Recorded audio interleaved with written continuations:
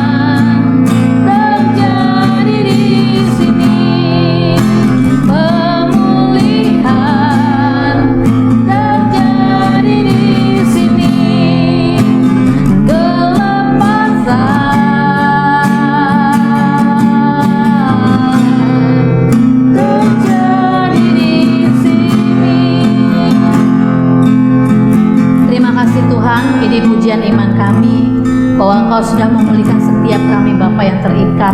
Kami percaya kesembuhan sudah terjadi Tuhan. Tidak ada satupun belenggu yang dapat mengikat setiap kami. Engkau Allah yang membebaskan roh kami untuk memuji memuliakan Engkau. Tiba saatnya Tuhan, kami akan belajar Tuhan untuk duduk diam, mendengarkan kebenaran firman-Mu. Sampaikan Tuhan pesan-pesan-Mu bagi setiap kami. Hati kami limpah dengan syukur hanya di dalam nama Tuhan Yesus. Haleluya. Amin. Shalom, saudaraku yang dikasih oleh Tuhan. Puji Tuhan. Apa kabar saudaraku yang dikasih oleh Tuhan? Saya percaya semua kita dalam keadaan baik-baik saja dan sehat-sehat di dalam Tuhan Yesus. Puji Tuhan, pada saat ini kita akan merenungkan satu bagian firman Tuhan yang kita akan membacanya dari Mazmur 92 ayat 13 sampai ayat yang ke-16 yang berbunyi demikian. Saya akan membacakannya bagi saudara. Orang benar akan bertunas seperti pohon korma, akan tumbuh subur seperti pohon aras di Libanon. Mereka yang ditanam di bait Tuhan akan bertunas di pelataran Allah kita. Pada masa tua pun mereka masih berbuah, menjadi gemuk dan segar. Dan di ayat yang ke-16 dikatakan, untuk memberitakan bahwa Tuhan itu benar, bahwa Ia gunung batuku dan tidak ada kecurangan padanya. Demikian pembacaan firman Tuhan, saudara yang dikasihi oleh Tuhan. Pada saat ini kita akan sama-sama merenungkan firman Tuhan ini tentang orang benar. Semua kita manusia, pada dasarnya kita semua adalah orang berdosa, karena dosa turunan dari Adam dan Hawa. Tetapi puji Tuhan, syukur kepada Tuhan Yesus, oleh kematiannya di kayu salib, kita yang percaya dan bertobat sungguh-sungguh menjadi orang yang dibenarkan, seperti tertulis dalam Roma pasal 3 ayat yang ke-26. Saudaraku yang dikasih oleh Tuhan, kita dibenarkan bukan karena diri kita sendiri. Kita dibenarkan bukan karena usaha kita, tetapi kita dibenarkan hanya melalui Yesus Kristus Tuhan. Saudara yang percaya kepadanya dan sungguh-sungguh bertobat, maka saudara menjadi orang yang dibenarkan. Siapapun saudara, apapun latar belakang saudara, ketika engkau bertobat, maka engkau menjadi orang yang dibenarkan di hadapan Tuhan. Nah, saudaraku yang dikasihi oleh Tuhan, kita melihat pembacaan Mazmur tadi. Pada Mazmur 92, orang benar itu digambarkan seperti berikut ini. Yang pertama, orang benar itu digambarkan seperti pohon kurma. Nah, mari kita belajar tentang pohon kurma. Seperti apa pohon kurma prosesnya, mulai dari ditanam sampai dengan dia berbuah. Saudaraku yang dikasihi oleh Tuhan, pohon kurma ada proses menanam bijinya. Jadi bijinya tidak serta-merta langsung ditanam. Ada proses yang harus dilakukan. Yang pertama adalah biji korma harus dibersihkan terlebih dahulu dengan menggunakan pasir yang halus, supaya semua daging yang tersisa di biji kormanya itu bersih, tidak ada yang menempel sedikit pun. Setelah mengalami proses pembersihan itu menggunakan pasir, saudaraku yang dikasihi oleh Tuhan, pasir halus tentunya, digosok sedemikian rupa, maka proses berikutnya adalah biji kurma yang sudah dibersihkan itu dimasukkan ke dalam air, di dalam air yang sudah dicampur dengan pupuk. Nah, saudaraku yang dikasihi oleh Tuhan, biji itu dimasukkan ke dalam air tersebut selama 4 hari. 4 hari direndam sedemikian rupa. Namun setiap kali 24 jam atau setiap 24 jam sekali, air itu harus diganti supaya tidak terjadi pembusukan. Diganti airnya setiap kali 1 kali 24 jam. Nah, setelah selesai perendaman itu selama 4 hari, saudaraku yang dikasihi oleh Tuhan, maka bijinya diambil dari air tersebut, kemudian dikeringkan. Lalu setelah dikeringkan, langkah berikutnya adalah biji kurma tersebut dimasukkan ke dalam lubang yang sudah digali. Nah, kedalaman lubang ini tidak boleh terlalu dalam, tidak boleh juga terlalu rendah. Sebab kalau dia terlalu dalam, maka biji itu bisa busuk. Dan kalau dia juga terlalu dangkal menanamnya, maka biji tersebut bisa diganggu oleh binatang, saudaraku yang dikasihi oleh Tuhan. Jadi kedalamannya itu 20 sampai 25 cm saja. Ya. Nah, kemudian setelah dimasukkan biji itu ke dalam lubang yang digali tadi, maka langkah berikutnya adalah ditutup dengan tanah.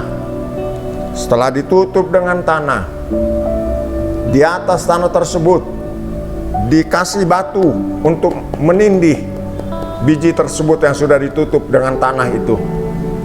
Tujuannya untuk apa?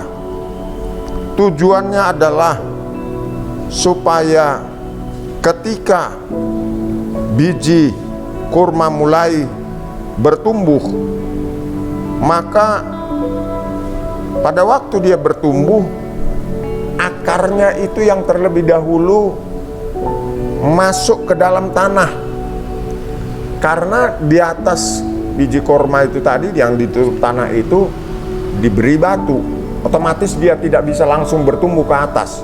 Dan yang terjadi adalah akar biji kurma itu mulai masuk ke dalam tanah dan terus masuk ke dalam tanah sampai menemukan air di dalam tanah. Saudara perhatikan, jadi akar itu menemukan air di dalam tanah, kedalamannya bisa 10 sampai 15 meter, saudaraku yang dikasihi oleh Tuhan. Cukup dalam. Dengan demikian, pohon kurma akarnya sudah dalam, saudaraku yang dikasihi oleh Tuhan, dan dia akan berakar sedemikian rupa. Dengan demikian, ketika sudah berakar sedemikian rupa, maka dia sudah ada kekuatan. Dengan kekuatan yang dimilikinya, maka batu yang menutup itu tadi akan didorong dan batu itu akan terguling. Dengan demikian, kemudian biji kurma tadi mulai bertumbuh ke atas. Saudaraku yang dikasihi oleh Tuhan, setelah dia bertumbuh ke atas, maka dalam beberapa waktu setelah mengalami proses pertumbuhan, nanti tiba waktunya kurma tersebut akan menghasilkan buah. Namun saudara harus mengerti juga bahwa tangkai yang ada itu, tangkai buah kurma itu, tangkai itu menyimpan banyak air, saudara yang dikasihi oleh Tuhan. Maka pada waktu ada orang lewat di sekitar pohon kurma itu, misalnya dalam keadaan haus dan tidak ada air di sekitarnya, maka tangkai itu tadi bisa dipotong, saudaraku yang dikasihi oleh Tuhan. Dan ketika tangkai itu dipotong, maka dia akan mengeluarkan air. Selain itu, saudaraku yang dikasihi oleh Tuhan, ketika pohon kurma ini bertumbuh dan menghasilkan buah, buahnya tentunya manis dan siap dinikmati. Saudara perhatikan, sekalipun saudara sudah percaya kepada Tuhan Yesus, di dalam kehidupan saudara dan saya sebagai orang yang sudah dibenarkan, yang namanya proses di dalam kehidupan ini akan kita alami seperti pohon kurma tadi. Dengan demikian, orang benar harus memang mengalami proses terus menerus supaya semakin berkenan di hadapan Tuhan dan menghasilkan buah bahkan jadi berkat. Tadi saya sudah katakan kepada saudara, kalau tangkai buah itu dipotong, itu bisa keluar air, saudaraku yang dikasihi oleh Tuhan, sehingga orang yang merasakan haus, dia bisa minum dari tempat itu, saudara. Bahkan tadi saya sudah katakan, pohon kurma menghasilkan buah. Buahnya tentunya manis, saudara. Orang benar harus seperti itu, saudara. Ada proses dan jadi berkat. Bahkan ada buahnya, dan buahnya tentu bisa dinikmati oleh orang lain. Puji Tuhan, saudara. Kita melihat itulah yang terjadi bagian yang pertama. Sekarang kita melihat bagian yang kedua. Di dalam pembacaan tadi kita sudah melihat, selain dikatakan seperti pohon korma, yang kedua adalah orang benar itu digambarkan seperti pohon aras. Saudaraku yang dikasihi oleh Tuhan, pohon aras itu adalah satu pohon yang tingginya bisa mencapai 30 meter. Tinggi sekali, saudaraku yang dikasihi oleh Tuhan. Dan yang luar biasa, selain pohon aras ini tingginya bisa mencapai 30 meter, pohon aras itu pohonnya besar. Besar, saudaraku yang dikasihi oleh Tuhan. Ya, luar biasa. Selain batangnya besar, yang berikut adalah daun pohon aras tidak mengalami gugur di saat musim dingin. Ya, dia tidak akan mengalami musim gugur. Luar biasa pohon aras ini. Kemudian pohon aras ini ternyata mampu beradaptasi di segala iklim. Ya, di segala iklim. Mau cuaca panas, cuaca dingin, dia bisa bertahan hidup, saudaraku yang dikasihi oleh Tuhan. Itulah pohon aras. Dan pohon aras ini juga bisa bertumbuh di tanah yang berkapur. Ya, tanah yang berkapur itu biasanya agak gersang. Tanah yang berkapur itu pasti juga panas, saudaraku yang dikasihi oleh Tuhan. Tapi pohon aras, dia bisa bertumbuh di tanah yang seperti itu. Kemudian yang berikutnya adalah saat penanaman setelah pembibitan dilakukan. Maka proses berikutnya adalah penanaman. Di dalam penanaman itu, saudaraku yang dikasihi oleh Tuhan, harus digali tanahnya. Nah, perhatikan, tanah yang digali ini itu dalamnya hanya 50 cm. 50 cm.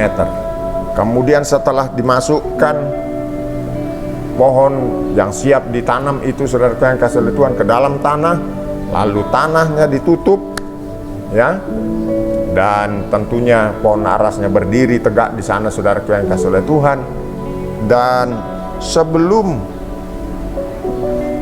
ditanam, ada tadi yang terlewatkan, tanah yang digali itu semua batu-batu yang ada di tanah itu, di galian itu, saudaraku yang dikasihi oleh Tuhan, itu harus dibuang.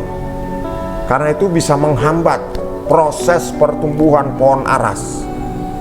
Saudaraku yang dikasihi oleh Tuhan, kita sudah dibenarkan di dalam Tuhan, tetapi namanya manusia, ada hal-hal yang kadang-kadang kita tidak sadari.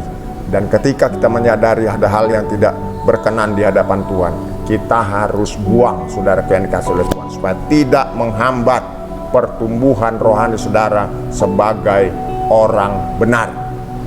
Nah, saudaraku yang dikasihi oleh Tuhan, selain proses yang seperti tadi saya sudah sampaikan, yang berikutnya adalah ketika pohon aras itu sudah ditanam ke dalam tanah, saudaraku yang dikasihi oleh Tuhan, maka airnya juga harus cukup. Air tidak boleh berlebihan, kemudian tentu tidak boleh juga kurang. Airnya harus cukup. Kalau dia berlebihan, akarnya bisa busuk, saudaraku yang dikasihi oleh Tuhan. Saudara lihat, hidup ini jangan berlebihan, saudaraku yang dikasihi oleh Tuhan. Nggak jadi berkat, malah jadi dosa nanti, ya. Kemudian, saudaraku yang dikasihi oleh Tuhan, pohon aras bisa bertumbuh tinggi, dan kalau sudah besar, pohon aras kemudian akan ditebang dan digunakan. Saudara tahu, dalam pembangunan Bait Allah, salah satu bahan material yang digunakan adalah kayu aras. Kenapa kayu aras yang digunakan dalam pembangunan Bait Allah? Kayu aras itu terkenal kualitasnya bagus, saudara yang kasih oleh Tuhan, mahal, ya, bagus kayunya. Orang yang dibenarkan oleh Tuhan di dalam pertumbuhan rohaninya harusnya seperti pohon aras. Tadi yang pertama pohon korma, yang kedua adalah seperti pohon aras, tumbuh tinggi, saudara yang kasih oleh Tuhan. Ketika di musim dingin, daunnya tidak gugur, saudara yang dikasih oleh Tuhan, luar biasa. Nah, saudara yang dikasih oleh Tuhan, itulah gambaran orang benar. Bagian yang kedua, bagaimana dengan kita sekarang, saudara yang dikasih oleh Tuhan? Apakah kita siap menjalani hidup ini sebagai orang benar? Di dalamnya kita harus mengalami proses-proses seperti yang saya sudah jelaskan pada bagian pertama dan pada bagian yang kedua. Sekarang kita melihat yang ketiga. Di dalam Mazmur 92, tadi ayat yang ke-14 berkata, mereka yang ditanam di Bait Tuhan akan bertunas di pelataran Allah kita. Mereka yang tertanam di Bait Tuhan. Apa maksudnya dengan kata tertanam di Bait Tuhan? Kata tertanam di Bait Tuhan, saudaraku yang dikasih oleh Tuhan, artinya kita harus berakar kuat di dalam Tuhan. Orang Kristen yang benar, dia harus berakar kuat, tertanam di Bait Tuhan, berakar kuat di dalam Tuhan, supaya tidak mudah putus asa, supaya tidak mudah kecewa, supaya tidak mudah mundur, supaya tidak mudah meninggalkan Tuhan, terutama di saat masa-masa sukar ini, saudara. Saudara yang dikasih oleh Tuhan, bicara tentang Bait Tuhan, saudaraku, Bait Tuhan itu di sana yang namanya Bait Tuhan, pasti ada Tuhan. Di dalam Bait Tuhan itu, orang-orang yang datang mencari Tuhan akan mengalami perjumpaan dengan Tuhan. Oleh sebab itu, saudaraku yang kasih oleh Tuhan, kita orang-orang yang sudah dibenarkan oleh Tuhan Yesus, milikilah waktu keintiman bersekutu dengan Tuhan setiap hari, supaya saudara mengalami perjumpaan secara pribadi dengan Tuhan. Ketika saudara mengalami perjumpaan secara pribadi dengan Tuhan, saya percaya engkau akan dikuatkan, saya percaya engkau akan dihiburkan, dan saya percaya engkau mengalami sukacita dari Tuhan. Karena pengalaman perjumpaan dengan Tuhan itu luar biasa, saudara. Bagaimana dengan saudara? Apakah saudara setiap hari mengalami perjumpaan dengan Tuhan? Kalau belum, saya mengajak saudara, saya mendorong saudara, alami perjumpaan setiap hari bersama Tuhan. Nah, saudara yang dikasih oleh Tuhan, dengan demikian kita sudah melihat orang benar seperti apa, ya. Nah, saya akan tutup bagian ini. Saudara perhatikan, orang benar itu dikatakan berbuah pada ayat yang ke-15, ayat 15 bagian A. Orang benar itu berbuah. Nah, kita ini sebagai orang benar, sudahkah menghasilkan buah? Tidak hanya menghasilkan buah. Orang benar itu dikatakan pada ayat yang ke-15, pada masa tua pun mereka masih berbuah, menjadi gemuk dan segar. Artinya orang benar itu hidupnya sehat, segar, saudara yang kasih oleh Tuhan. Nah, saudara yang kasih oleh Tuhan, karena itu Saya rindu sebagai orang benar, selain berbuah, kemudian mengalami kesegaran dari Tuhan. Tentu yang terakhir adalah orang benar adalah orang yang selalu pasti suka menceritakan perbuatan baiknya Tuhan. Orang benar pasti akan merasakan kehadiran Tuhan dalam hidupnya, dan itu akan mendorong dia untuk memberitakan tentang Tuhan dimanapun dia berada. Jadilah orang benar di dalam Tuhan dan jadi berkat. Tuhan Yesus memberkati kita semua. Amin. Mari kita berdoa. Saudaraku yang menyaksikan tayangan ini, terbuka hati saudara. Saya rindu mendoakan saudara pada kesempatan ini. Arahkan hatimu kepada Tuhan, dan biarlah engkau dijamah Tuhan ketika saudara menyaksikan tayangan ini. Bapa dalam surga, dalam nama Tuhan Yesus, setiap pemirsa yang menyaksikan tayangan ini, Tuhan, Engkau jamah mereka. Kalau ada yang menyaksikan tayangan ini merindukan hidup benar di dalam Tuhan, mari Tuhan, melalui Roh Kudus, melalui firman-Mu yang kami baca saat ini, Engkau berbicara kepada anak-anak-Mu yang menyaksikan tayangan ini. Jamah hati mereka Tuhan, biarlah hati mereka diubahkan oleh Tuhan, sehingga mereka menjadi orang-orang benar di dalam Tuhan. Terima kasih Tuhan. Dan hamba-Mu berdoa, setiap pemirsa yang menyaksikan tayangan ini, kalau ada yang lemah, Engkau kuatkan ya Tuhan. Kalau ada yang susah, Engkau hiburkan hatinya ya Tuhan. Dan kalau ada yang sakit, hamba-Mu berdoa di dalam nama Tuhan Yesus, terima kesembuhan dari Tuhan Yesus. Oleh bilur-bilurnya Engkau sembuh dalam nama Tuhan Yesus.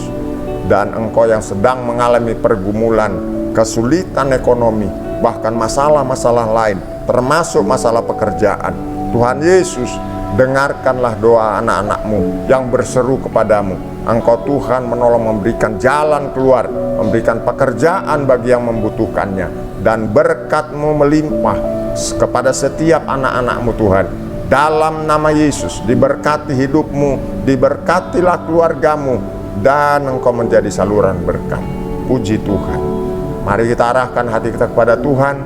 Terimalah berkat, kasih karunia berlimpah-limpah dari Bapa di surga, di dalam anaknya yang tunggal Tuhan Yesus Kristus, persekutuan yang manis dan lembut dari Roh Kudus menyertai kita semua mulai hari ini sampai Tuhan Yesus datang menjemput orang-orang kudusnya di awan-awan yang permai, bahkan sampai selama-lamanya. Kita akan bersama-sama dengan Dia. Yang percaya diberkati Tuhan, sama-sama kita katakan amin. Amin. Tuhan Yesus memberkati. Bapak Ibu, saudara-saudari terkasih yang rindu untuk menyampaikan pergumulan, permohonan doa, dapat menghubungi call center yang tertera di layar. Kami percaya setiap doa-doa yang masuk, kami akan terus mendoakannya dari tim Gunung Tabor Ministry. Kami akan terus berdoa buat Bapak Ibu. Bapak Ibu dapat menghubungi call center. Demikian pula kalau Bapak Ibu, saudara-saudari terkasih yang rindu untuk menabur dalam bentuk kesaksian, dalam bentuk ucapan syukur, dalam bentuk apapun, silakan menghubungi call center yang tertera di layar. Dan kami percaya setiap taburan yang Bapak Ibu saudara-saudari berikan kepada kami, itu boleh memperluas pekerjaan Tuhan sampai ke seluruh dunia, bahkan sampai ke ujung-ujung bumi. Kami rindu untuk berpartner dengan Bapak Ibu saudara-saudari terkasih, sehingga kita dapat menjadi satu tim di dalam Tuhan kita Yesus Kristus untuk menyatakan kemuliaan-Nya, untuk terus mengerjakan amanat agung ini, sehingga Injil, kabar baik dapat diberitakan sampai ke ujung-ujung bumi. Terima kasih. Tuhan Yesus Kristus memberkati setiap kita.